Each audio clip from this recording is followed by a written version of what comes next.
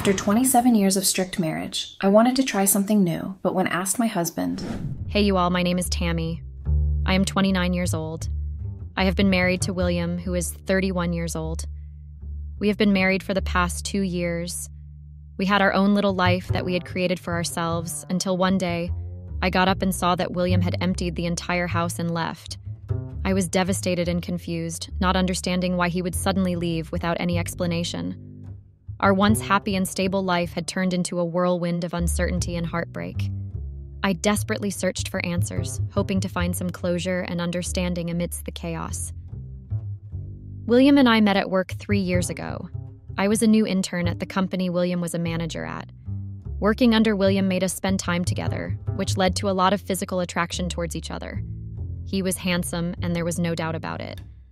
I could see the way he looked at me and the impact I had on him. As days progressed, we were paired together to work on a lot of projects, which helped us get to know each other on a personal level. After dating for 8 months, we decided to get married and start our life together. William received a better offer from a rival company, which paid him double of what he was earning currently. He took the opportunity, and I continued working at the same place as I was up for a promotion soon. Everything was so perfect, and things were falling into place. We decided to move into a bigger house as we knew that we would be able to afford it. We were excited about the new chapter in our lives and the prospect of having more space for our future family. However, the sudden change in our financial situation brought some challenges as we had to adjust to a higher cost of living. Nonetheless, we remained optimistic and determined to make it work, knowing that our decision was based on the belief that better opportunities awaited us. After 2 months of moving into our new house, I was promoted to a new role. The role was very different from what I was previously doing. There was a lot to learn and required a lot of time to invest in it. There was a lot of pressure, which led to me becoming a stress drinker. I would drink often to relieve my stress after coming home. This soon turned into me getting addicted to drinking. William did raise concerns about it, but I dismissed it, stating that I had it under control, which was so not true. As time went on, my addiction to drinking started to affect not only my physical health, but also my relationships and overall well-being. It became clear that I needed to seek help and address the underlying issues causing me to rely on alcohol as a coping mechanism. Accepting William's concerns and acknowledging the severity of my addiction was a crucial step towards recovery. I took a break from work and cured my alcohol addiction. During my break from work, I enrolled in a rehabilitation program that provided me with the necessary tools and support to overcome my addiction. Through therapy and counseling, I was able to identify the root causes of my reliance on alcohol and develop healthier coping mechanisms. It was a challenging journey, but with the help of professionals and the support of loved ones, I was able to successfully overcome my addiction and regain control of my life. William proposed to me 1 year short in our dating period. I said yes immediately, and we both got married. I could tell that even after seeing my worst phase, William did not run away and stayed by my side. I knew he was a keeper for life. We were now officially married and were having the best time of our life. However, we knew that the wedding and my rehab treatment had cost a dent in our financial progress. We both discussed and agreed that I would start working again. I spoke to my company, who were happy to offer me the same post. I rejoined work after a 6-month break. I had been moved to a new project that was being led by Dave. I had heard about this guy from William, who was not a very big fan of his. William had worked with him and warned me that he was a horrible boss to have, cunning and manipulative. He asked me to be careful around him. Despite William's negative opinion, I decided to keep an open mind and form my own judgment about Dave. I believe that everyone deserves a fair chance, and perhaps William's experience was different from what mine would be.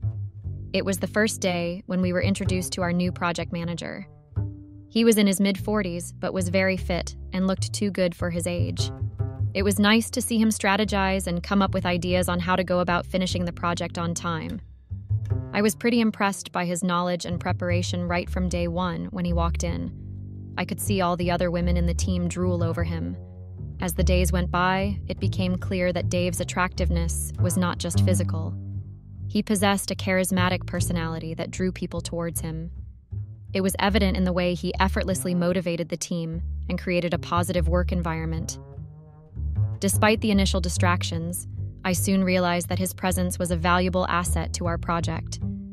Dave's ability to motivate the team and create a positive work environment played a crucial role in keeping everyone focused and productive. His charismatic personality not only brought people together, but also helped in resolving conflicts and maintaining a harmonious atmosphere. With his valuable contributions, we would be able to effectively manage our time and complete the project on schedule. Things were getting crazy at work. I had to spend extra hours after my regular shift to compensate for one of the co-workers who decided to take a maternity leave right in the middle of a crisis. I hardly got a chance to meet William and sit with him for a decent conversation. William commented sarcastically that at least I was not drowning myself in alcohol, so he was happy to see me busy with work. I chuckled at William's sarcastic comment and assured him that I was determined to handle the workload professionally. Despite the chaos, I expressed my disappointment about not being able to spend quality time with him, but promised to make it up once things settled down at the office. William told me that as long as I was aware of this, he was happy to see me busy. I kissed and said that I always cared and hoped to spend time with him, which was very true. William smiled and replied, "I know you are dedicated to your job, and I appreciate that. We'll have plenty of time together once things calm down." I felt reassured by his understanding and couldn't wait for the day when we could finally enjoy some uninterrupted quality time together.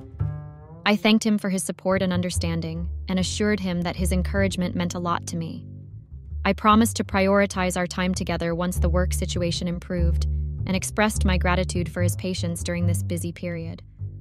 I also mentioned that I had been feeling a bit overwhelmed lately and appreciated his patience and understanding.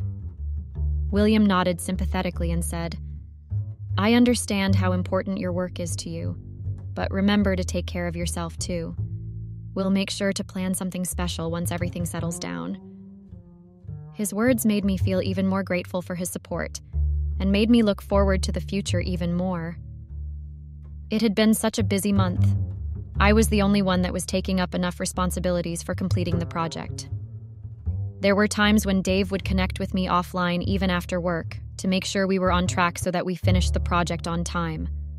This had led to me bringing work home and being on my phone a lot, even after coming back home, with a load of messages and calls being exchanged between Dave and I at odd hours of the night. I would get up in the middle of the night and start working if I was unable to sleep. Dave told me that I could call him any time of the day or night if I was stuck so that we could work together and complete the assignment. William complained a few times about my odd working hours, even after coming home, but I told him that it was just a phase that would end once the project was completed. He did not like my abrupt calls and messages in the middle of the night to Dave. I told him that it was all work-related, and I had no choice but to keep him aware of the progress I was making. I knew that once everything was settled, I would be giving my entire time and attention to William. I assured William that once the project was completed, I would prioritize our relationship and make more time for him. I explained that my dedication to work was temporary and necessary for the success of the project, and I promised to make it up to him once everything settled down. As I eased into the project, I realized that Dave and I have gotten informal with each other. We would often crack jokes to release the stress that we were under. This had also extended to the calls and messages that we would share with each other. We had a lot of internal jokes that only we understood, and only we would crack up at those references. People started spreading rumors that Dave and I had become quite close lately, especially the women. I could see all the jealousy in their eyes whenever they saw me and Dave talking to each other in a cordial way. It did not take time for the rumors to spread like wildfire and reach William's ears. I reached home one day and saw William pacing up and down waiting for me. I didn't even put my stuff away, and William started shooting his questions. He asked me if there was something going on between Dave and I. I told him it was all the jealous gossip that has been going on, and that there was no truth to any of the rumors. William did not look convinced and said that there could be no smoke without fire, and if everyone could see it, then there could be some truth in it. He started his rampage because he always knew that Dave was trouble. I should have kept my distance from him and how he manipulates people into situations that are favorable to him. I was already tired from work and could not maintain my calm and patience to discuss something that did not even exist. I told William that it was his choice if he wanted to trust his wife, or he could just trust the people that were trying to spread all these false rumors about his wife. I stormed to our bedroom as I did not feel like wasting all of my time on something that was not even important. I was pissed at William for not trusting me over his ex-colleagues. This led to a lot of back and forth between William and I in the coming days. William kept questioning me who I was talking to, who I was texting, and who I was meeting. It didn't feel like it came from a positive and protective space, but more from a detective trying to get answers from a criminal. I told him that it would be better to maintain our distance if this is how he was going to keep behaving. So, as the sulker that he was, William stopped talking to me. He said that if I had respected our relationship, I would try and maintain my distance with Dave. I found it quite ridiculous that William did not understand a very simple fact that Dave was my boss, and there was no way I could do my work without having even minimal interaction with him. The next day, I went to work in a foul mood. I was pissed at William for not trusting me and doubting that I would do something that could hamper our relationship. Dave noticed this and asked me if I was okay, so I gave him a fake smile and resumed my work. After everyone left, Dave and I stayed back to work on a report. He then brought coffee and asked me that he was ready to listen if I had something that I wanted to share. Due to the recent developments in our bond, I started sharing what happened between me and William last night. Dave listened to me patiently and told me that it will all get better once things settle. I felt grateful to Dave for listening to me, and out of nowhere, I hugged him. This was something I could have avoided. Once we separated, there was an unexplainable physical tension which led to us kissing each other. I quickly realized this and pushed him away. It was a weak moment for both of us, and we both rushed out feeling embarrassed with what just happened. The incident created an awkward atmosphere between Dave and me, and we both agreed to give each other some space to process our emotions.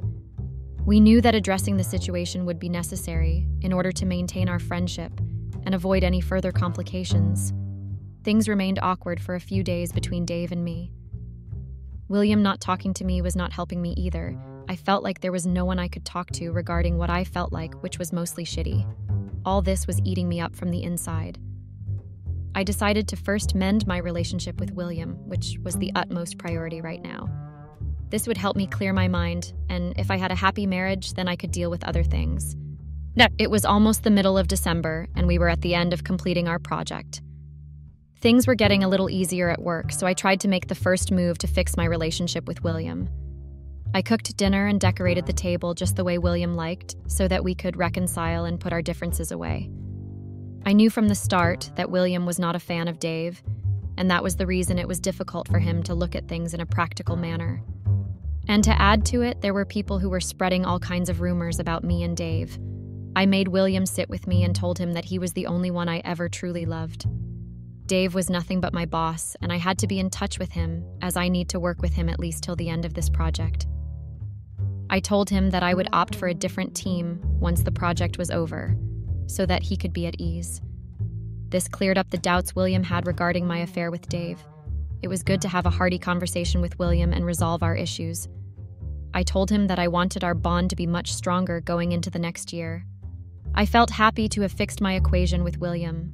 We discussed our future plans and agreed to maintain open communication to ensure a smooth transition once the project concludes.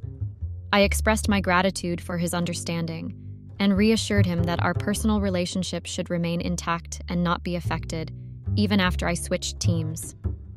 It was time for the annual New Year party hosted by our company. Dave suggested inviting William so that he could see for himself, and any doubts he had would be answered. It was a great idea. I told William that my boss had specially asked me to make sure that I come with my husband, as he was really keen on meeting the man I keep talking about all the time. I wanted William to clear all his doubts about me having an affair with anyone at work. I wanted William and me to have fun like old times. He also had his old colleagues and friends from work joining the party, so it was a great opportunity for us to reconnect and reminisce about the good old days. I was excited to introduce William to my boss and colleagues, as I knew they would see how happy we were together and put any rumors or doubts to rest. It was important for me to reassure William of our strong bond and enjoy the evening without any unnecessary worries. I made sure to communicate with William beforehand and assure him that there was no truth to the rumors about me having an affair with anyone at work. I wanted him to feel secure in our relationship and enjoy the evening without any unnecessary worries. Additionally, I knew that introducing William to my boss and colleagues would further strengthen our bond and showcase our happiless together. As the night progressed, drinks started coming in, and I was actually touching alcohol after a long time. The taste of alcohol felt heavenly.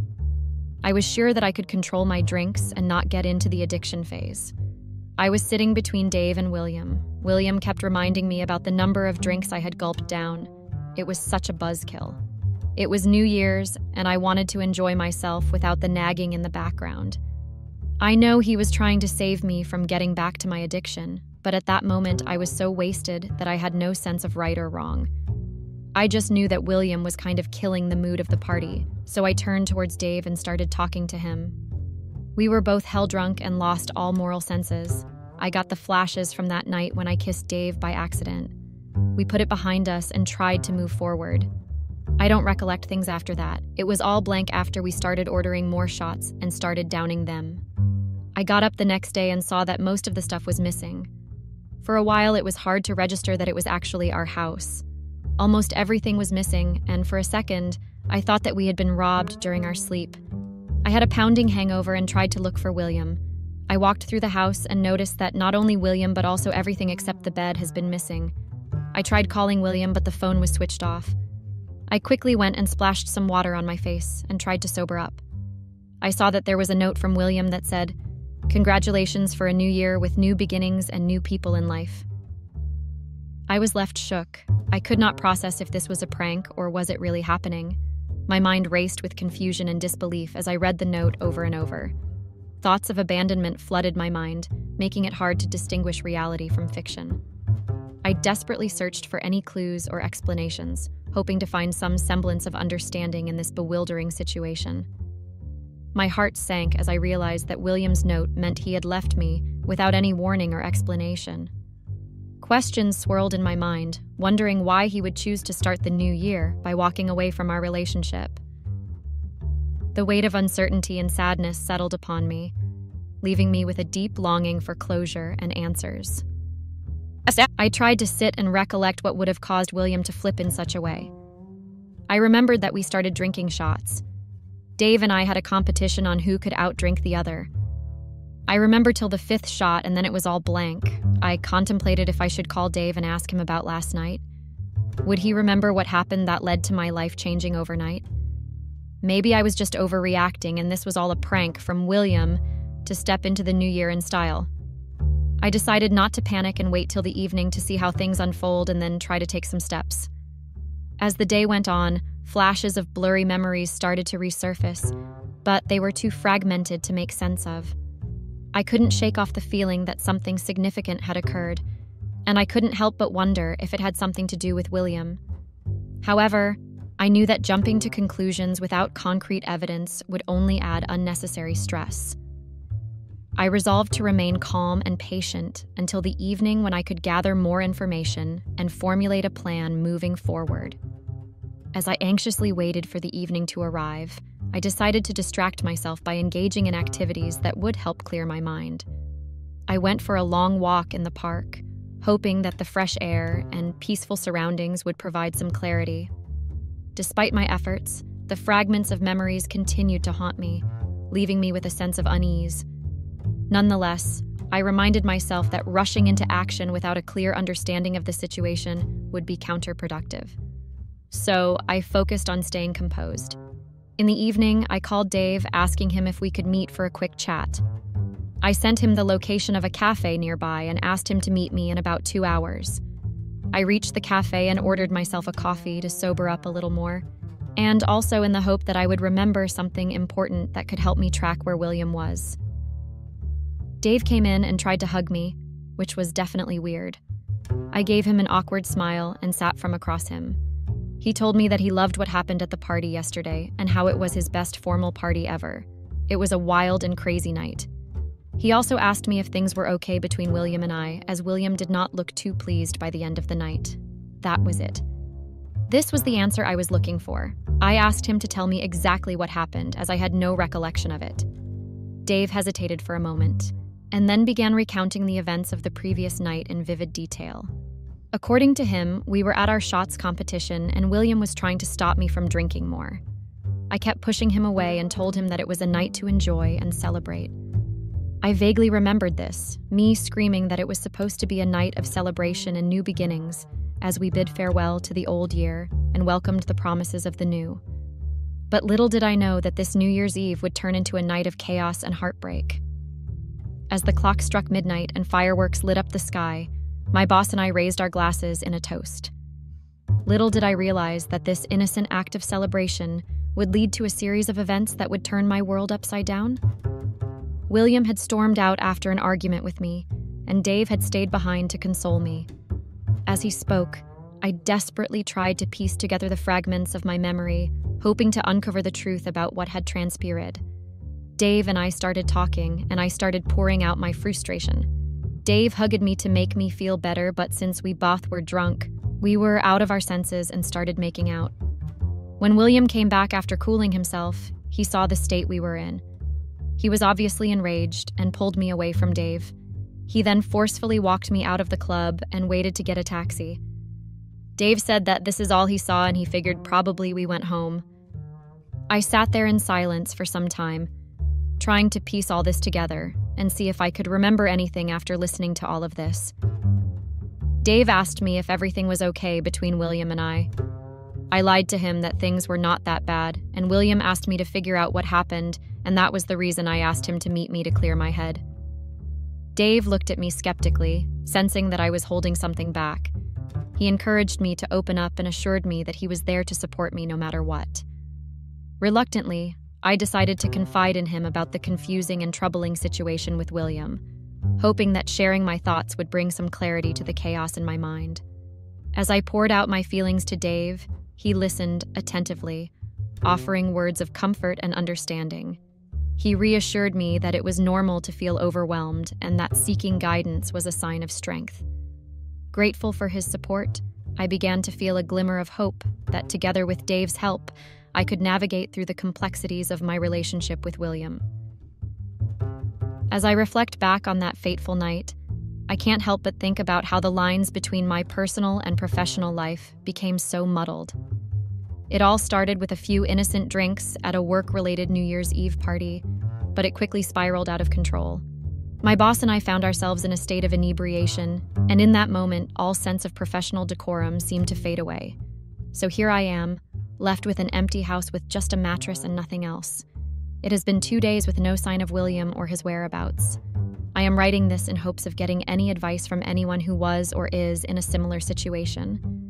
Could anyone please let me know what I should do in the current situation I am in? Should I file a missing complaint report? Had William voluntarily left to make distance and clear his mind? Or is there something more concerning going on? I'm feeling overwhelmed and uncertain about how to proceed. Any guidance or support would be greatly appreciated. Update 1. Thank you guys for all your comments and advice. From your advice, it was clear that William wanted to make himself distant from me to solve this on his own, so I decided to respect his wishes and give him the space he needed. It had been 3 months since William ghosted me and I had no clue where he was. I tried calling his work, but they said that he was working remotely and had no idea where he was. Feeling frustrated and desperate for answers, I decided to reach out to our mutual friends in hopes of finding any leads on William's whereabouts.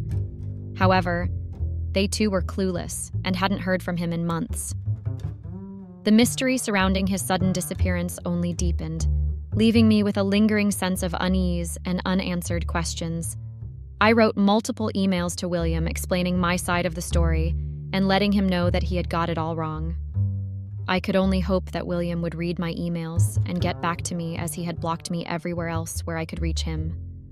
Also, the mortgage for the house was something I couldn't handle on my own.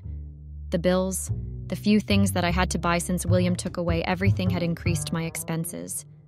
As I struggled to manage the mounting financial burden, I contemplated seeking professional help or exploring alternative options to alleviate the strain. Additionally, the emotional toll of William's absence weighed heavily on me, as I grappled with feelings of abandonment and uncertainty about our future together. I found myself a good friend in Dave. He partly felt responsible for my life turning out this way. I assured him that it was all alcohol, and that there was no one else apart from me to blame for the situation I was in. Dave listened attentively as I poured out my regrets and mistakes, offering words of comfort and understanding. Despite his reassurances, I couldn't help but wonder if there was any truth to his sense of responsibility. However, Dave's unwavering support reminded me that true friendship means standing by each other through thick and thin, regardless of who is to blame. As we continued to talk, Dave shared his own struggles and mistakes, emphasizing that we all make choices that lead us down different paths. His empathy helped me realize that while he may have influenced some of my decisions, ultimately it was my own actions that determined the outcome. Together, we vowed to support each other in making better choices and creating a brighter future. I was thanking Davey by hugging him for being there for me, and that's when I heard William walk in saying that he knew that I was faking about not having an affair with Dave. He now could see with his own eyes what I was up to in his absence. He said that he came back after reading all the emails that I had sent him, thinking he might have been mistaken about this entire affair thing.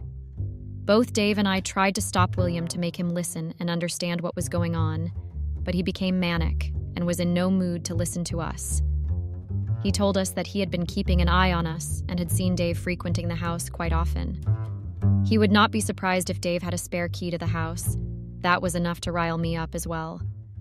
I told him that I had had enough of him trying to accuse me of something I hadn't done. He could leave this house if I had to keep proving my innocence. He laughed at my behavior and said that I had become a really decent actor, and then left. I fell to the floor with tears rolling down my eyes. I didn't even know that William would turn out to be such a shallow person. Update 2. It had been 6 months since my last argument with William. I thought that after my venting out, William would sit and think about it and come back to me. I was so wrong about him. He had only turned nasty after that. He kept sending me letters stating that he had eyes on me and he knew everything going on between Dave and me. I knew the best thing to do was ignore him, as that would be the most satisfying response to him trying to rile me up. The frequency of his letters reduced with time, and I was happy to finally think that he got the point. I returned from work late in the evening and pulled out the mail. I placed it on the table to check it out for later. As I was going through the bills, there was a mysterious letter, and I could immediately recognize William's handwriting on it. I rushed to open it to see what it could be. It read, "To my loving wife." I am not going to lie, it made my heart race. With all smiles and enthusiasm, I tore open the letter to discover divorce papers in it. My hands trembled as I read the words, my mind struggling to comprehend what I was seeing. The shock of the situation left me speechless, my heart sinking with each passing second. I felt a mix of emotions, anger, confusion, and sadness, as I tried to process the sudden turn of events. Questions flooded my mind, wondering what had gone wrong in our marriage and why William had chosen this path. The weight of reality settled heavily upon me, and I knew that our lives were about to change drastically. I tried to look for an address on the letter so that I get an idea of where William had disappeared. Maybe if we could just sit and talk, things would turn out differently. All I wanted was to try and save our marriage even after all the nonsense William had taken me through. I never meant for things to unfold this way, but the consequences of New Year's Eve have made me painfully aware of the impact it had on my personal life. My life took a complete 360 with just a small incident of being drunk and kissing my boss. I never knew that William would be a passive-aggressive sulker who would just abandon me without a word or asking for an explanation. Now, I find myself grappling with the aftermath of that fateful night, desperately trying to salvage my marriage and understand why William reacted in such a drastic manner. It's disheartening to realize how one seemingly innocent mistake can unravel the foundation of trust we had built over years. It's a sobering reminder that we must remain vigilant in protecting the sanctity of our relationships and the boundaries between work and home. It's a hard truth to face, but the events of that night made me realize that I need to set clear boundaries between my professional and personal life. The mixing of alcohol, work, and personal relationships led to a devastating outcome that I never anticipated. I have learned the hard way that the blurring of these boundaries can have serious consequences for my well-being and my relationships. I am determined to make changes and prioritize the well-being of myself. This experience has been a wake-up call, reminding me to create a healthier balance between my professional and personal life. I decided that I would not let William or any other man put me down ever in life. I did make a few mistakes, but that did not mean that I was a bad person or that I cheated on my husband. I did kiss my boss when I was vulnerable, but if William would have just spoken to me about it, tried to understand what I was going through, maybe all this would not have happened.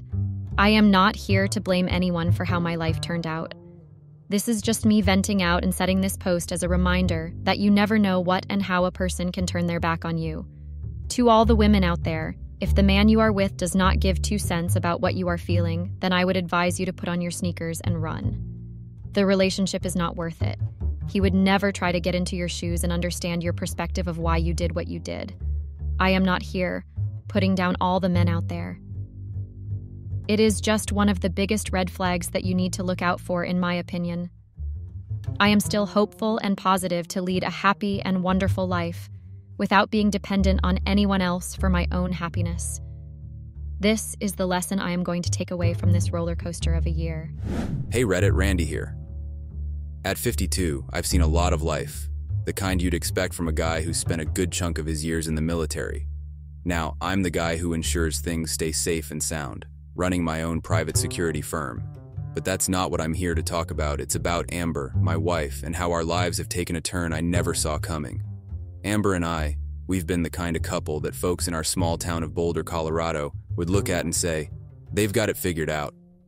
We met way back when I was fresh out of service, and she was this vibrant spirit, passionate about every little green thing that poked out of the earth. Her love for botany wasn't just a hobby, it was her life's work. She's got hands that have coaxed life out of the barren winter ground, and she's known for transforming the community garden into a slice of Eden. We've been side by side for 27 years, and not once did I imagine that our paths would be anything but parallel. We supported each other's dreams, her with her blossoming projects and me with my firm. We were the team that could handle anything thrown our way, or so I thought. I've always believed in the basics, loyalty, honesty, and the kind of trust you can only build over years of sticking it out through thick and thin.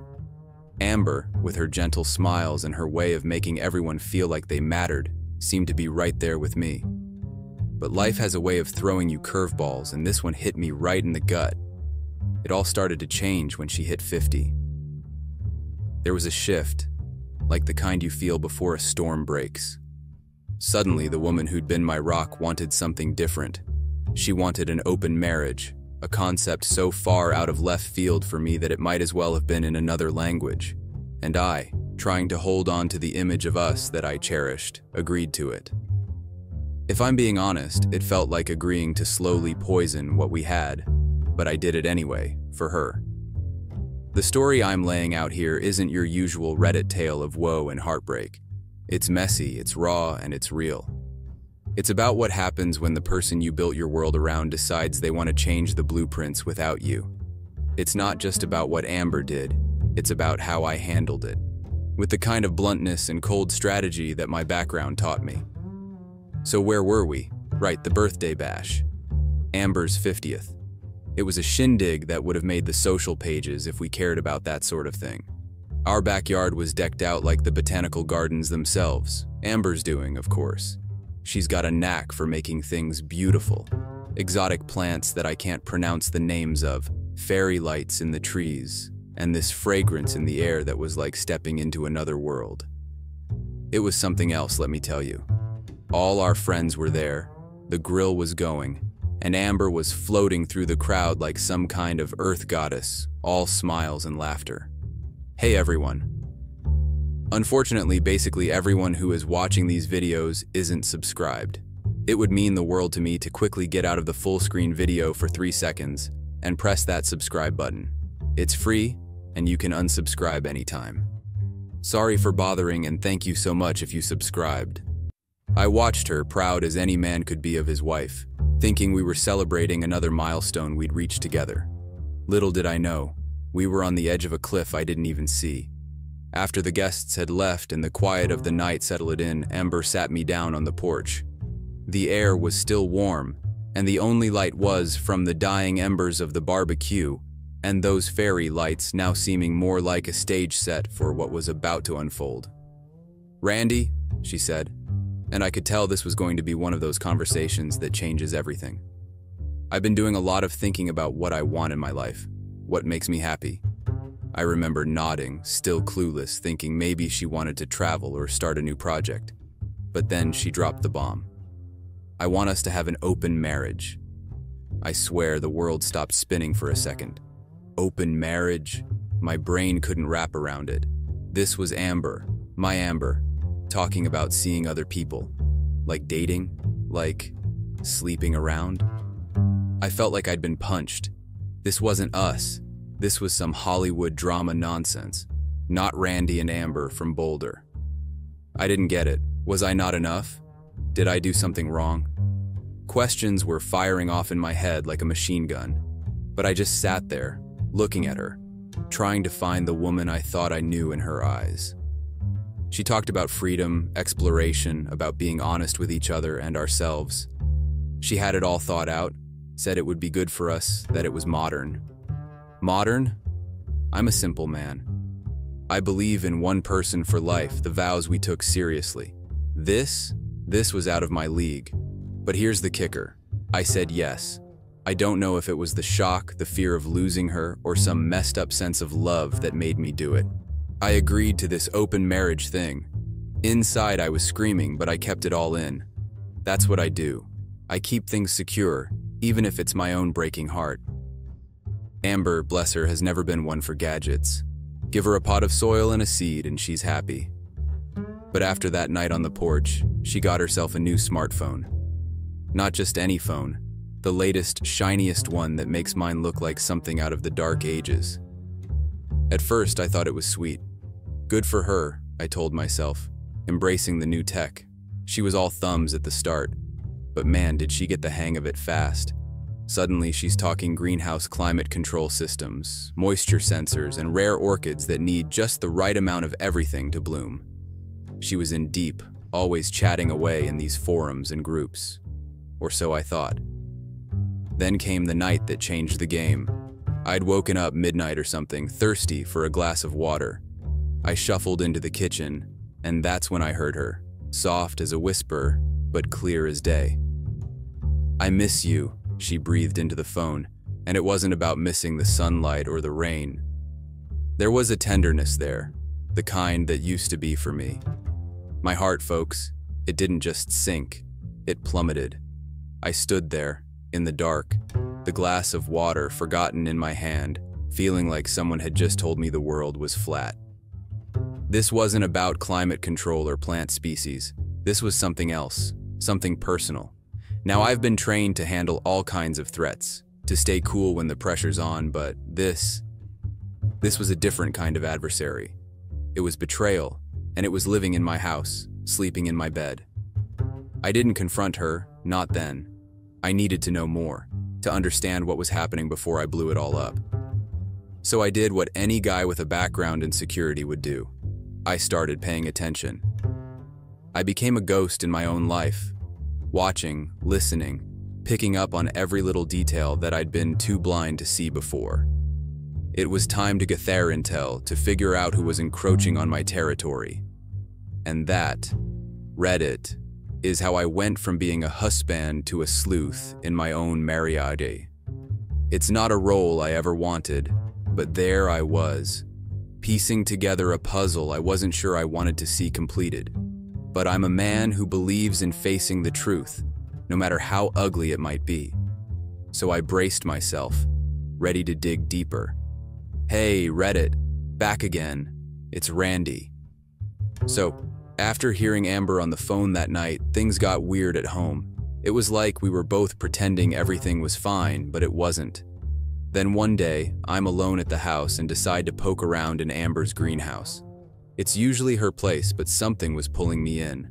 I'm looking around, just killing time, when I see this desk she's got in there. One of the drawers is a bit open. I'm not a nosy guy, but something about that drawer seemed off. I walk over, tell myself I'll just close it and leave it alone. Yeah, that didn't happen.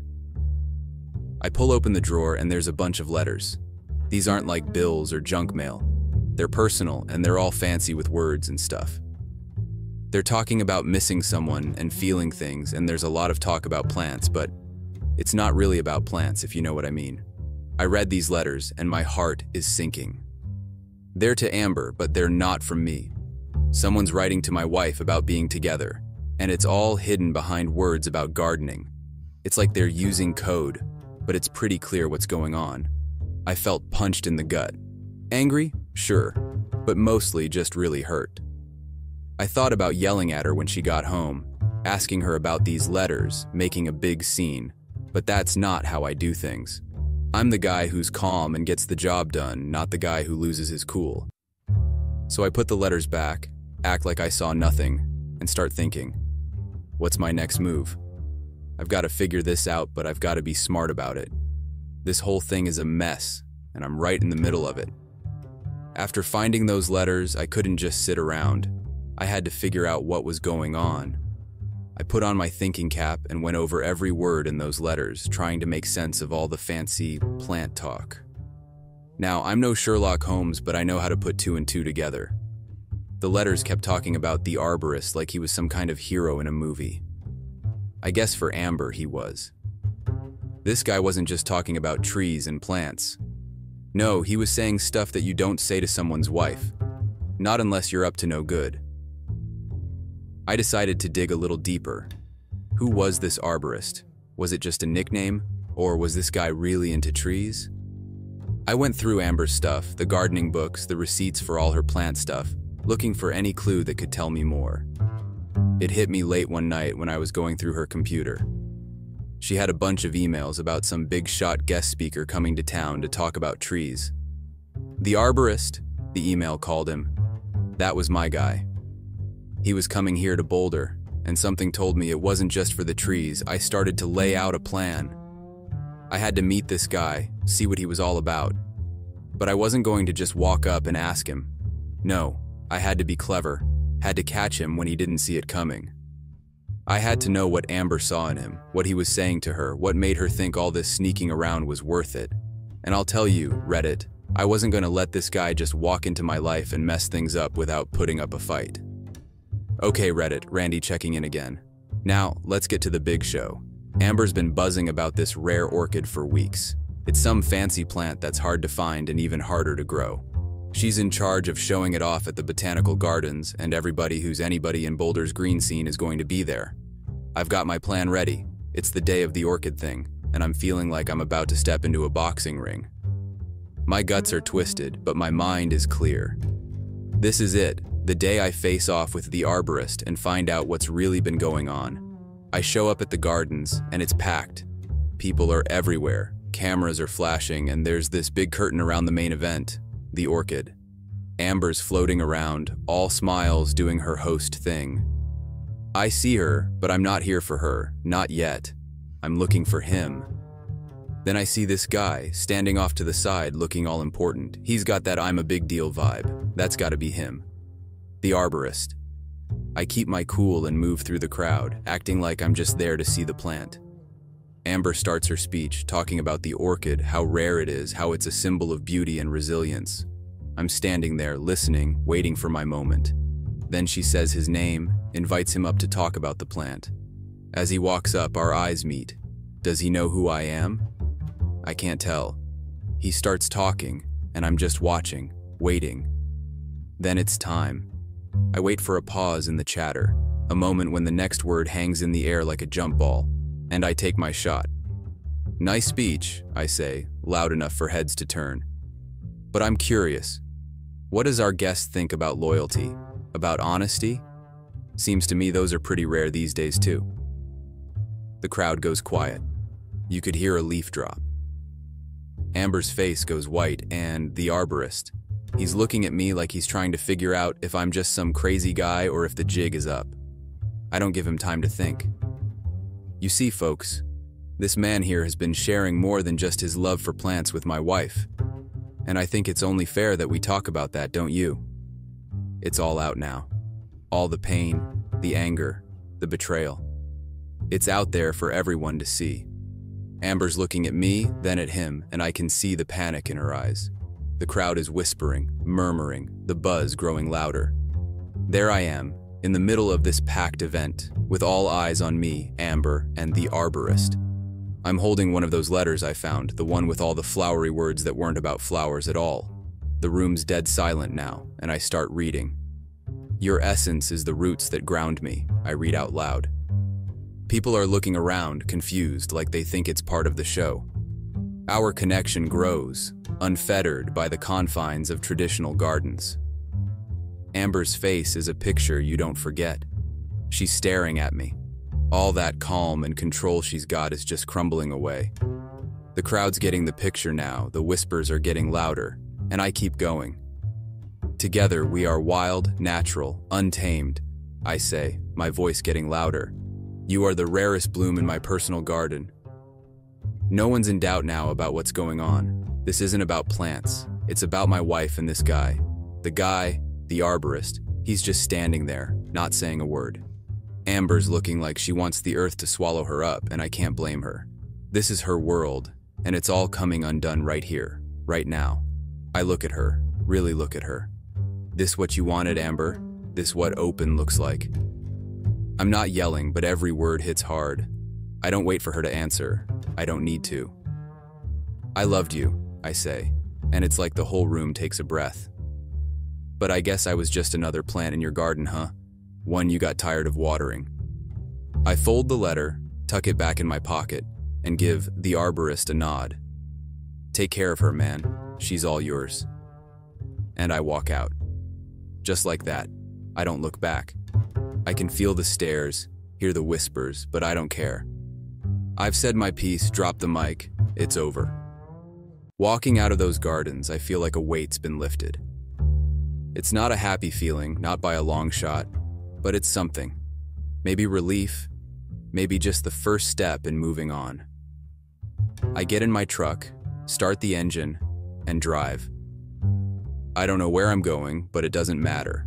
I'm leaving that garden behind, and whatever comes next, well, it's gotta be better than what I'm leaving behind. I didn't stick around for the gossip. I went straight to a buddy's place, someone I knew I could trust. I needed time to think, away from the stares and the whispers. But I wasn't about to hide. I had things to do, moves to make. First things first, I called a lawyer. No more games. No more waiting to see what Amber might do next. I told the lawyer straight up, the marriage was over and I wanted out. The papers were drawn up fast, I signed them, and they were delivered to Amber. I didn't see her face when she got them, but I can imagine. Then I took care of the finances. Joint accounts got split, credit cards got canceled. Anything that tied us together, I cut it. It was like taking down a building, piece by piece. You don't want it to fall all at once, you take it apart so you can clear the site and build something new. I won't lie, it hurt. It felt like I was tearing out parts of my life. But it had to be done. I had to protect myself, my business, my future. I wasn't going to let Amber's choices take me down. The house was next. I loved that place, but it was full of memories of us, and I needed a clean start. I called a realtor, told them to sell it. I'd find somewhere new, somewhere without ghosts in every room. And my pride, well, that took a hit. But I'm a soldier at heart. I lick my wounds, I get back up. I started hitting the gym harder, picked up a few new contracts for the business, kept myself busy.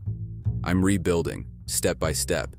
It's not just about getting back to where I was, it's about going further, getting stronger.